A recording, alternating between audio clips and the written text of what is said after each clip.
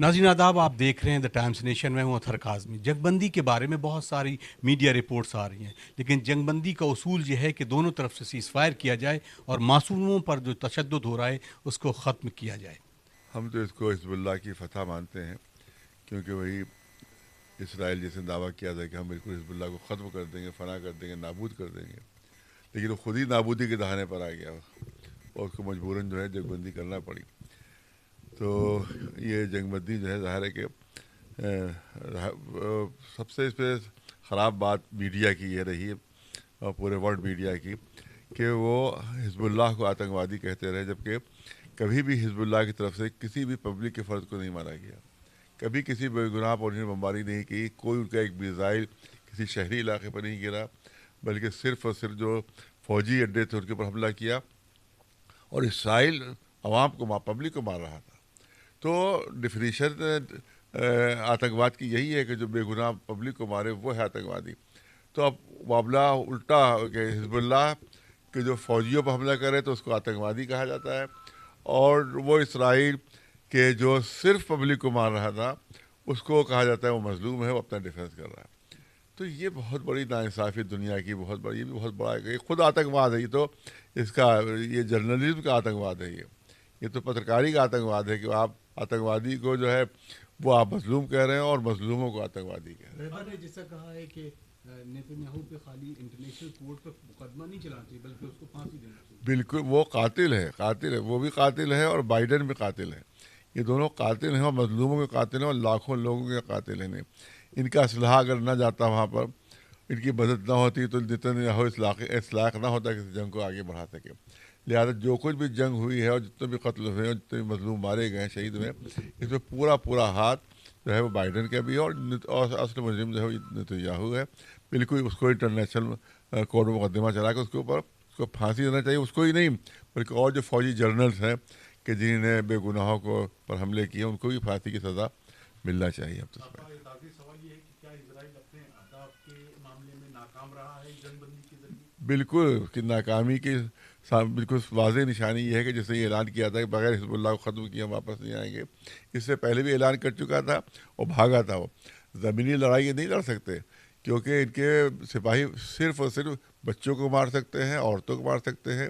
نہتے public کو مار سکتے ہیں، وہ آمنے سامنے لڑائی نہیں لڑ سکتے۔ اس میں ان کو شکست ہوئی ہے اور یہاں تک کہ ان کے فوجی بھاگے ہیں، فوجی کسی کو ہمت نہیں ہوئی سامنے مقابلہ کرنے کی، سے مجبوراً ان کو جو ہے وہ یہ سلوک کرنا پڑ رہی ہے کیونکہ ان کے فوجی مقابلے کے لائق ہی نہیں ہیں، وہ صرف اوپر سے بمباری کے لائق ہیں اور بے گناہوں کو اور نہتوں کو مارنے کے لائق ہیں بس۔ وہ دیکھیے یہ بہت اچھی بات ہے کہ جنگ چلتی رہے تو بہتر ہے، آپ اور ہم سبھی کے آنگن میں شمع روشن رہے تو بہتر ہے، لیکن سوال یہ ہے کہ جو دشمن ہے وہ اتنا سفاک، اتنا چالاک اور اتنا بے اعتماد ہے، اس کے لیے بن گئی ہے امیج کہ اس پر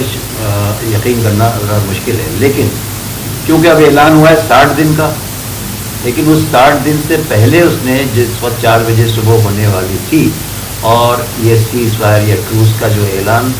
یعنی لاگو ہونا تھا، اس سے پہلے ہی اس نے ایک زبردست بمبارڈمنٹ میں کیا جس میں 20 بمبارڈمنٹ 2 منٹ میں اس نے کیے، چلتے چلتے اس نے اپنی بھڑاس نکال دی۔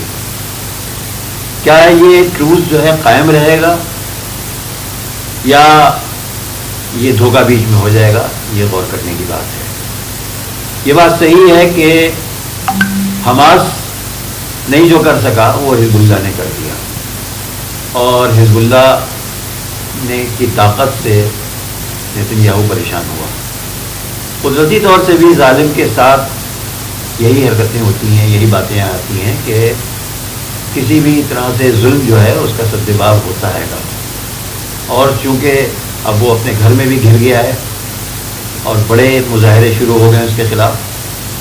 اور تمام اس کے کمانڈنٹ اور آرمی کے لوگ بغاوت پہ آمادہ ہیں، تو اس وقت وہ ایک جنونی کیفیت اس کی بے چینی ہے اور سیز فائر کے علاوہ کوئی اس کے پاس راستہ ہی نہیں تھا۔ امریکہ نے اعلان کیا باضابطہ، تو امریکہ کا اعلان کرنا یعنی جو اب تک اس جنگ کو بھڑکا رہا تھا، جس نے ہتھیار دیے، جس نے پیسہ دیا، جس نے افراد دیے، ساز و سامان دیا، وہ اعلان کر رہا ہے کہ اب ہم جنگ بندی کے میز پر آ گئے ہیں۔ تو اس کا مطلب یہ ہے کہ جنگ بندی کا مطالبہ حزب اللہ کی طرف سے اب تک نہیں ہوا تھا، اور وہ تو اپنی قیادتوں کی شہادت دے رہے تھے مسلسل. یہ جنگ بندی کی جو بات ہو رہی تھی وہ اسرائیل کی طرف سے ہو رہی تھی. اس کی وجہ یہ ہے کہ جو ان کی پہلے آرمی لڑ رہی تھی جو محاذ کے اوپر تھی وہ زخمی ہوئی یا ماری گئی. اس کے بعد ان کی جو ریزرو آرمی تھی وہ سامنے آئی. ریزرو آرمی بھی کب تک لڑے گی؟ ظاہر ہے وہ اس طرح کی تربیت یافتہ نہیں ہوتی ہے جیسے کہ وہ افراد ہوتے ہیں جو مسلسل میدان جنگ میں رہتے ہیں. لہٰذا ان کو مارا گیا، زخمی ہوئے، اور اس کی تعداد مختلف موقعوں پہ سامنے آتی رہی کہ کتنے افراد ان کے ہینڈی کیپ ہوئے ہیں، کتنے افراد ان کے مارے گئے ہیں. اور خود اسرائیل کے جو سابق جنگی مشیر ہیں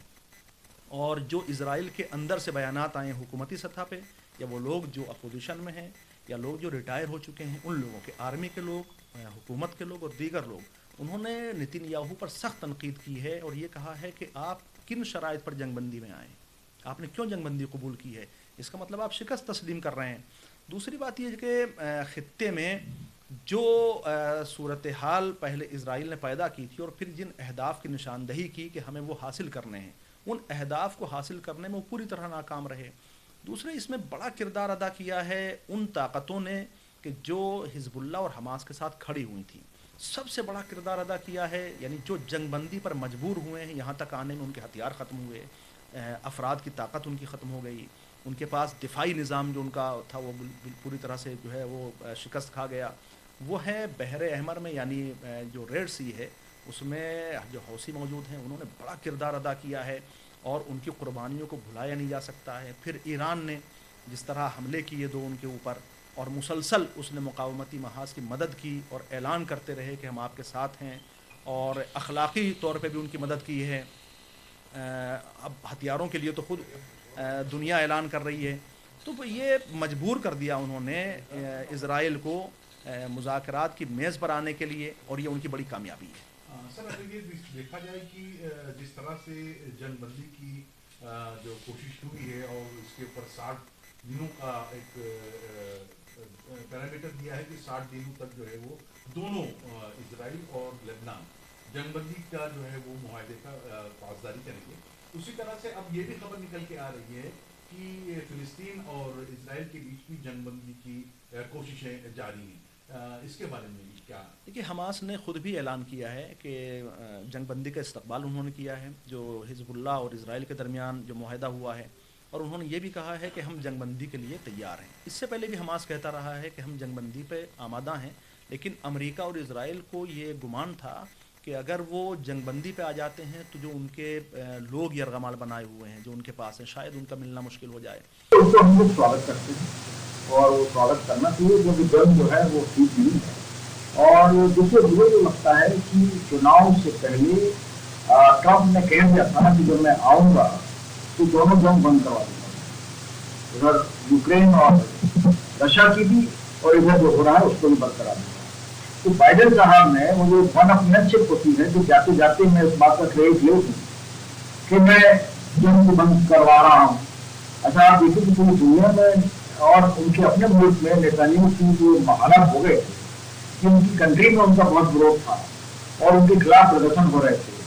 انٹرنیشنل کورٹ آف جسٹس نے ان کو جو ہے اپرادھی گھوشت کر دیا تھا. تو اس ماحول میں وہ بھی جب چاروں طرف سے گھرے ہوئے تھے اور امریکہ کا پریشر بھی تھا تو ان کے پاس بھی کوئی چارہ نہیں تھا کہ وہ